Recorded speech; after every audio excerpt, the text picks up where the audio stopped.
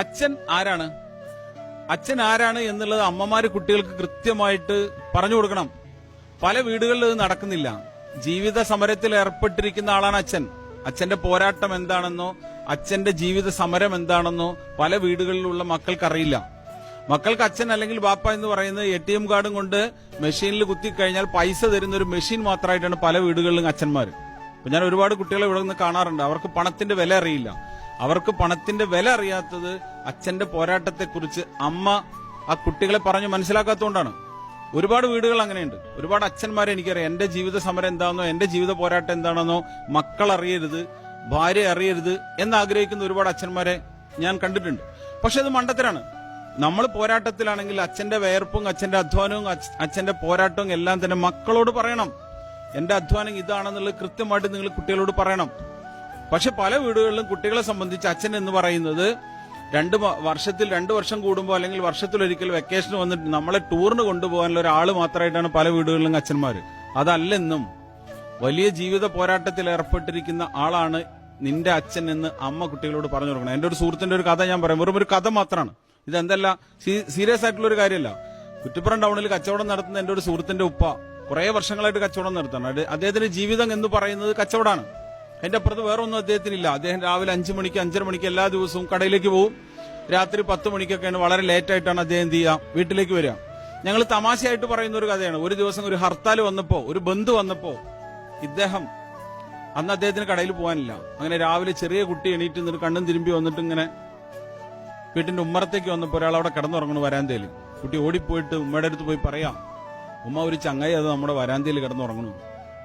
ഉമ്മ ഒരു ചങ്ങായി അത് നമ്മുടെ വരാന്തയിൽ കിടന്നുറങ്ങണു എന്ന് പറഞ്ഞപ്പോ ഉമ്മ പറഞ്ഞ മറുപടിയാണ്, എടാ അത് ചങ്ങായി അല്ല, അത് നിന്റെ വാപ്പയാണ്.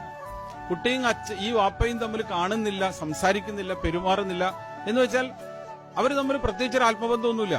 അദ്ദേഹം ജീവിതം 2 തലയും കൂട്ടിമുട്ടിക്കാൻ വേണ്ടി രാവും പകലും അധ്വാനിക്കുന്നതിന്റെ ഇടയിൽ അദ്ദേഹം മക്കളുമായിട്ട് സ്നേഹിക്കാൻ മറന്നു പോകുന്നു. അങ്ങനെയുള്ള ഒരു അച്ഛനാണത്.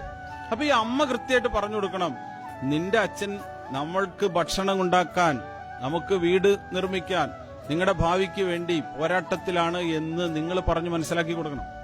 അപ്പൊ പല അച്ഛന്മാരും മക്കളെയും കൊണ്ട് ഭാര്യയും കൊണ്ടൊക്കെ വലിയ റെസ്റ്റോറന്റിലൊക്കെ കയറും. അച്ഛൻ ഡിഷ് ഓർഡർ ചെയ്യുമ്പോൾ അച്ഛൻ ഏറ്റവും വില കുറഞ്ഞ ഡിഷായിരിക്കും ഓർഡർ ചെയ്യുന്നത്. എന്താ കാരണം? അച്ഛനറിയാം ആ പണത്തിന്റെ വില. കുട്ടി പറയും നല്ല വില കൂടിയ ഡിഷ് വേണമെന്ന് പറയും. അമ്മ പറയും വലിയ വില കൂടിയ ഡിഷ് വേണമെന്ന് പറയും. ചിലപ്പോൾ അച്ഛൻ പറയും എനിക്ക് വിശപ്പില്ല എന്ന് ചിലപ്പോൾ അച്ഛൻ പറയും. ഞാൻ കേട്ടിട്ടുണ്ട്, എന്റെ അച്ഛൻ അങ്ങനെ പറയുന്നത് ഞാൻ ധാരാളം കേട്ടിട്ടുണ്ട്. പക്ഷെ ചെറുപ്പകാലത്ത് എനിക്കത് മനസ്സിലായിട്ടില്ലായിരുന്നു. അച്ഛൻ ഞങ്ങൾ ഹോട്ടലിൽ അല്ലെങ്കിൽ പുറത്തെവിടെയെങ്കിലും പോയിട്ട് ഭക്ഷണം കഴിക്കാൻ ചെന്ന് കഴിഞ്ഞാൽ അച്ഛൻ പറയും ഇന്ന് എനിക്ക് വേണ്ട, ഇന്ന് എനിക്ക് വിശപ്പില്ല എന്ന് പറയുന്ന അച്ഛനായിരുന്നു എന്റെ അച്ഛൻ. പക്ഷെ പിന്നീടാണ് ഞാൻ മനസ്സിലാക്കുന്നത് എന്റെ അച്ഛന് വിശപ്പില്ലായിട്ടല്ല, പോക്കറ്റിൽ കാശില്ലാത്തതുകൊണ്ടാണ് അച്ഛൻ അത് വേണ്ടെന്ന് പറഞ്ഞു. പല അച്ഛന്മാരും ഇന്ന് മക്കളെയും കൊണ്ട് ഹോട്ടലിൽ കയറി കഴിഞ്ഞാൽ വിശപ്പില്ല എന്ന് പറയുന്നുണ്ടെങ്കിൽ അതിന്റെ പുറകിൽ ഒരൊറ്റ കാരണമായിരിക്കും, അദ്ദേഹത്തിന്റെ പോക്കറ്റിൽ കാശില്ല. അതാണ് അതിന്റെ വാസ്തവം. ഇത് അമ്മമാർക്ക് തിരുത്തി കൊടുക്കാൻ സാധിക്കണം. പല അമ്മമാരും ഇത് തിരുത്തി കൊടുക്കുന്നതിൽ പരാജയപ്പെട്ടിട്ടുണ്ട്. ഇത് പരാജയപ്പെടാൻ പാടില്ല. അച്ഛന്റെ ജോലി എന്താണ്, അച്ഛൻ എങ്ങനെയാണ് വേർപ്പൊഴുക്കുന്നത്, അച്ഛന്റെ സമ്മർദ്ദം എന്താണ്, അച്ഛൻ ഏത് രീതിയിലാണ് പണം ഉണ്ടാക്കുന്നത്, എത്ര കണ്ട് അദ്ദേഹം കഷ്ടപ്പെടുന്നു, ഇത്തരം കാര്യങ്ങളെല്ലാം അമ്മമാര് കൃത്യമായിട്ട് മക്കളെ പറഞ്ഞ് മനസ്സിലാക്കി കൊടുത്താൽ ഒരു കുട്ടിയും വഴിപഴിച്ചു പോകില്ല. ഒരു കുട്ടിയും പണത്തിന്റെ വില അറിയാതെ വളരുകയില്ല.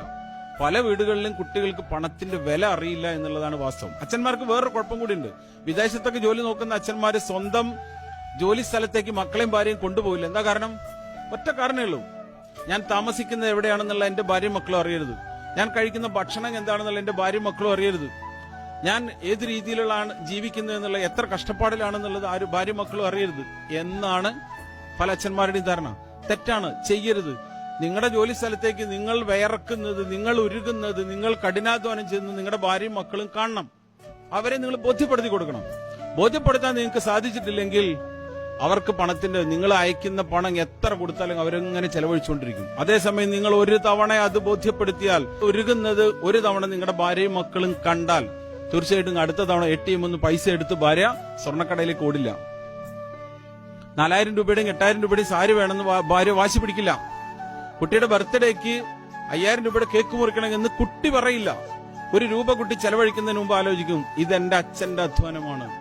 അതിലൂടെ പണത്തിന്റെ മൂല്യം നമുക്ക് കുട്ടികളെയും വീട്ടിനെയും കൃത്യമായിട്ട് ബോധ്യപ്പെടുത്താനായിട്ട് സാധിക്കും. അപ്പൊ അതുകൊണ്ട് ഞാൻ രക്ഷിതാക്കളോട് പറയുന്ന ഈ ഒരൊറ്റ കാര്യമേ ഉള്ളൂ, അച്ഛന്റെ പോരാട്ടം എന്താണെന്നുള്ളത് വീട്ടിൽ അറിയിക്കണം. വീട്ടിൽ അറിയിക്കാതെ ആ ഒരു തെറ്റായ രീതിയിൽ നിങ്ങൾ ഒരു കാരണവശാലും മുന്നോട്ട് പോരുത്.